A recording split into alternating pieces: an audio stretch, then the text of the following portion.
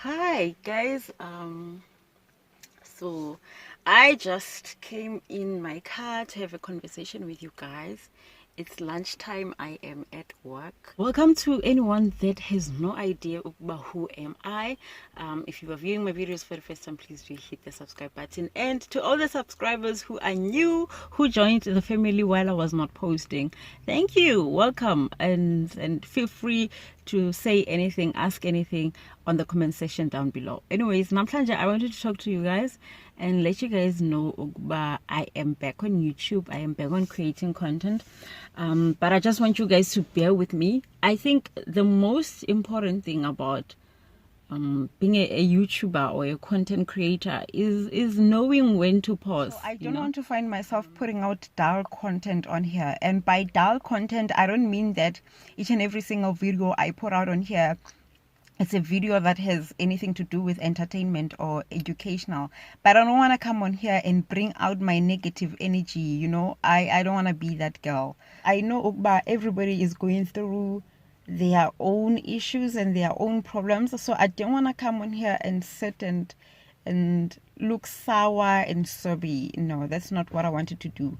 And above all, sometimes you get to a point where you don't want to give anything out anymore, because I think that was what was happening with me. I was at a point where I didn't want to give anything out anymore. I didn't want to give my energy to anything. I just wanted to preserve the little energy that I was left with, and also to accumulate more energy for myself. So what happened is that when the first lockdown happened, I think it happened on the 26th of March, there was obviously a lot of panic and there were a lot of questions. I think I did a chit chat on the car while we were driving to work. If you did not watch that, please go and watch it. But on that chit chat, I did mention I was gonna leave social media because I felt I'm a healthcare provider. For those who do not know who I am a qualified professional nurse and I work for the government, the South African Public Health. So I knew me being a healthcare provider and me working during the time where I was actually looking for my epilepsy.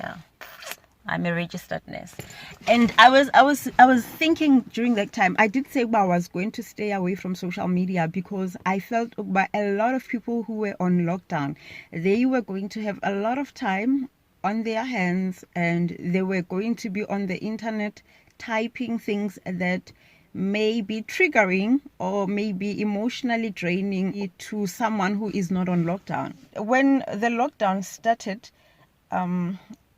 I was coming to work and there was just a lot of questions. There were things that I did not know as a healthcare provider concerning the virus. And I think not knowing sometimes does instill fear, because when you don't have knowledge or enough knowledge on something, you tend to have speculations, and those speculation may sometimes instill fear. So I decided to leave social media because I wanted to block anything that might be negative. I was literally only watching the news and listening to the news in my car to get updates, and also getting updates through our managers, because I wanted to absorb information that was real, not something that people had opinions on. Just to make sure I am sane. One thing I had learned about this infection is that it requires you to be healthy. For you to conquer it, you need to be healthy. So I needed to be sane, I needed to be healthy, I needed to be stress-free. And that was the reason I took the break from social media. And after I took the break, something happened, you guys. I started thinking. Now days were going by. Those who do not know, I have a daughter. She is 1 year and she is turning 1 year 10 months on the 8th of this month. So my daughter stays in the Eastern Cape with my parents. I'm from the Eastern Cape, and my daughter stays in the Eastern Cape with my parents while I stay in Northwest and work in Northwest in Rustenburg.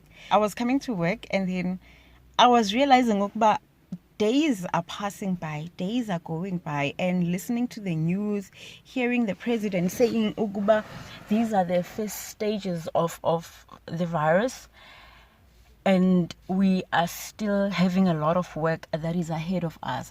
That sent me, it sent me into panic mode. It sent me into panic mode in a sense that I had told myself I was gonna go on leave in June. So I had a planned leave in June.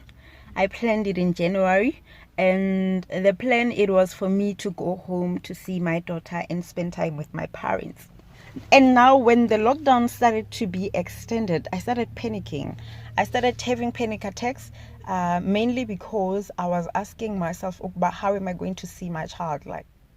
It's like I had claustrophobia. I felt like someone that had claustrophobia.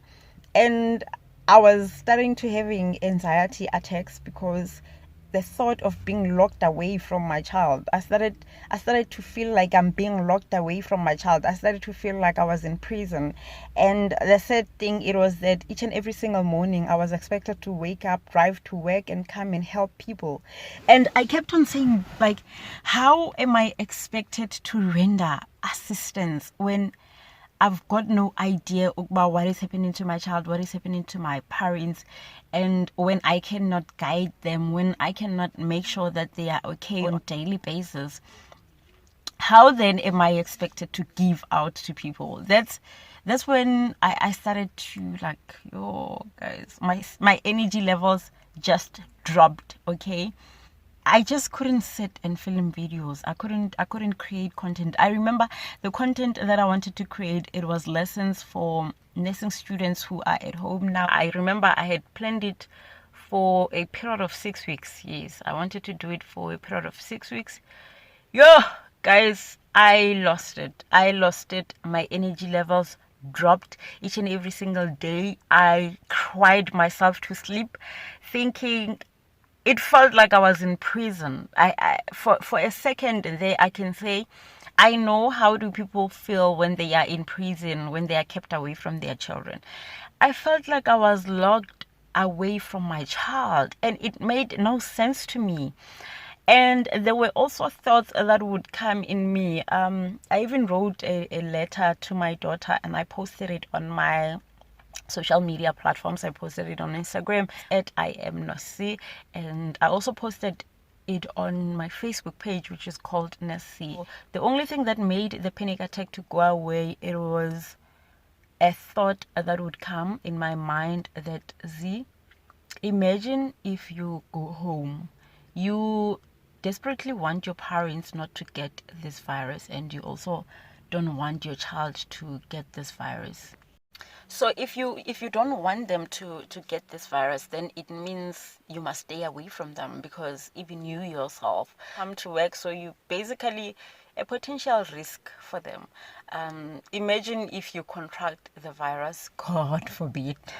Imagine if you contract the virus at work, and then you are asymptomatic, and then you drive down the Eastern Cape, and then when you get there, you infect all three of them. And my daughter has respiratory tract issues. My mom is hypertensive, and she also has arthritis, and my dad is 65 years old. So they are, all three of them are at high risk. And that thought of saying, if you can go there, you have a potential of being a carrier of the virus, and you might infect them, and if anything like that would happen, you would never be able to forgive yourself for that. So it's best for you to stay in NW. It's also for their safety. The fact that you do not knock off and go and be with them, it's a way of you being away, or you protecting them in a way. That was the only way, or the only thought that helped me to snap out of an anxiety attack. And it was bad, okay? And for a while I preached to myself, but you know what, baby girl, you going home, it's not safe for them. It might be safe for your love for your daughter and your mother and your dad.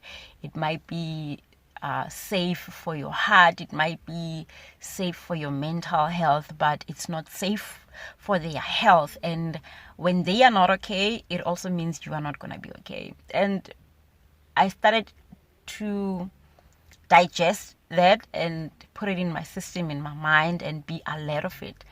And the other thing that I did, it was I looked at my life after I realized I can't go home, not only because it's lockdown, but because my parents and my daughter needs to be safe. They need to be safe, and with me being around, they could not be 100% safe. So I started now to look at my life. I said, okay, with the time that you have, obviously now you cannot go to the mall. Your energy levels are not good enough for you to sit down and film YouTube videos, like for you to put out content, like good content, not crappy content. I don't like putting out videos just for the sake of getting views or subscribers. No, that's not me. That's not my life. That's not what this channel is about. So I was like, okay, since you are at this stage of your life, what is it that you can do? And I sat down, I looked at my life, and I asked myself, what is the one thing that I am not happy about in my life? Like one aspect of my life that I am not happy about, that I've never given myself time to confront and face it and sort it out. Which room of my life a total mess? Which room is it? And how about we get into that room and turn it around? And I did exactly that, and I realized about the one room that has been a total mess. With the king, ne? Ke room ela, ele bitang storeroom. You see that storeroom? I looked at that and I was like, my finances are a total crap. Okay? Baby girl's finances were a mess and they needed to be sorted out. Okay? And I started to take my energy. And the other thing that I realized is that I was financially illiterate, guys. Like, I knew nothing about financial literacy. Anything that has financial education, I knew nothing about it. Please don't tell me about the numbers and accounting. No, I'm not talking about that. And I think it's one of the reasons my financial life was in such a mess. Okay? And I was not confronting it. I was not facing it. I was just like living by, I was that girl that's going to wait for the next paycheck. I was that girl who lives from one paycheck to the other. And I now sat down and I was like, no, man, baby girl, this is not life. This is not how you should be doing things. You are a professional that has been working for what? This is now my fifth year. And you cannot have your finances in this manner. You cannot have such a messy financial life. I sat down, I read books, guys. I got about 3 or 4 books. I will pop them somewhere here. I got 3 or 4 books. And to be honest, I am not a reader. Okay? I am not a reader. I am more of a video or an audio type of girl. But I said to myself, that is going to change. You are going to read these financial books, okay? I got the books and I started reading books. I read my first book, which is Rich Dad, Poor Dad. And that is a book I would recommend to anyone that is starting into this financial literacy situation. And sometimes financial education, you don't have to do it for people.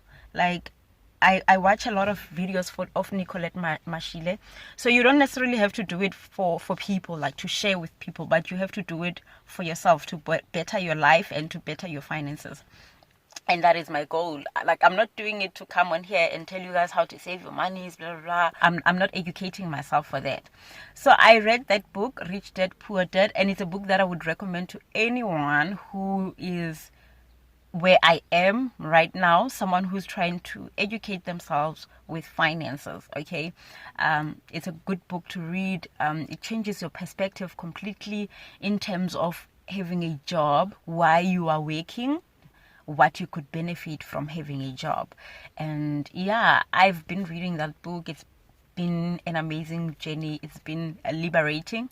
I think it's one of the things that has recharged my energy levels. It definitely did. Now on what? I'm on chapter 9. I think I'm left with one chapter and then I'll be done with it. Yeah, so that's what's been happening. But however, my energy levels are coming right back up. And I've also been watching a lot of like financial education videos. I've been following Nicolette Mashile quite a lot. I've followed her in the past, but I was not moved. I think I was a bit in denial of, or I was not ready. Let me just say I was not ready to face my financial crisis. And now I'm okay. My energy levels are coming up quite well, and emotionally as well I am a lot better. You know, I was at a point where I didn't even want to assist. So I'm a very assistive person, eh? Like I am that particular person that goes out and ask for money to assist the poor, who goes out and ask people to pay children's registration fees and stuff like that. I am that particular person. And during this time, the type of people that are like me, the ones who go out and ask and want to assist people, they are needed the most because people are not working, people don't have food. So I knew that this is the time where I am needed the most. Like I need to step up and do what I normally do, like stand in the gap for people. And I was at a point where I didn't even want to do that. Like I was like, no, I don't want to give my energy to anyone. And because people know that I'm that type of a person, people would always come to me, Z, oh, we are struggling with this and this and this. And I'm like, I'm sorry, but I can't help. And I couldn't even explain why I couldn't help. I would just be like, I'm sorry, I can't help. And I bet people were shocked because I'm not that type of person. I'm that type of person that says, let's go, let's fight, let's knock on doors, let's kick doors, you know. To get what we need to get for you to do what you need to do. But I was at that point where I was like, no, I don't want to do anything. I just want to go to work. Even work, I was just coming because I was expected to come. I was like, but I didn't want to do anything. I didn't want to give out anything. But now I am a lot better. I call my daughter 3 times a day and my parents get to tell me how she is, her attitude and stuff. They are complaining, but I'm not surprised because she is now on the terrible tools, and my parents are also okay. They're taking care of themselves, but I haven't stopped calling 3 times a day. I literally called 3 times a day, and I'm also trying to like prevent them. I always warn them, blah blah blah, take care of yourselves, find masks and all that. So for now, I'm good. Let me not for now. Right now, I am good. My energy levels are coming up. I don't want to say I'm 100% okay because some days I do think about my daughter and I'm like, ugh. But yeah, at the moment, I am really, really great. And I finally made a spreadsheet for budgeting. Yo, guys, nekisa budget. I was literally budgeting when my salary is here on my bank.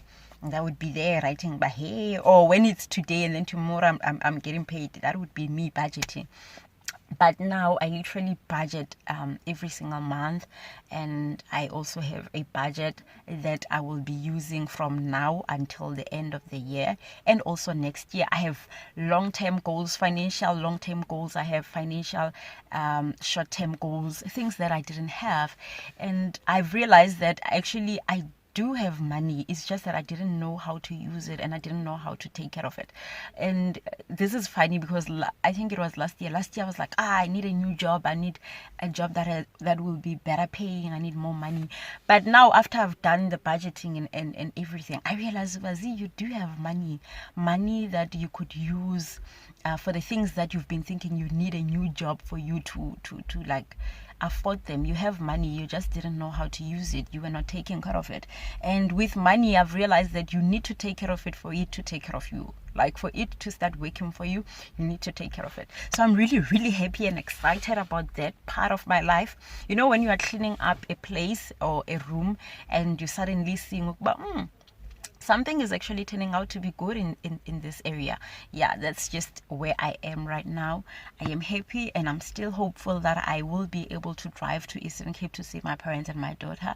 But I think before I do that, I will go and get myself tested just to be sure that they will be safe around me, because this thing can be asymptomatic. But yeah, at the moment I'm good, and I hope you guys are good. Tell me how you guys are doing. Are you good? How is your mental health? How are you emotionally, financially? How are you coping? I know other people are not working, but yeah, I wanted to catch up with you guys and let you know that I'm back. But I'm sorry, I'll have to postpone that content that I wanted to create for student nurses. Sorry, so sorry, my loves, but I promise you I will definitely do it when I'm in the right space to do it. So yeah, I will be putting out content from now on, after I post this video. I love you guys so very much, and thank you for watching. Please do subscribe to my channel if you haven't already, and if you did, thank you. You are loved. And comment down below, let's talk. And if you are on my WhatsApp, I know Lungile always checks up on me. See how you're doing.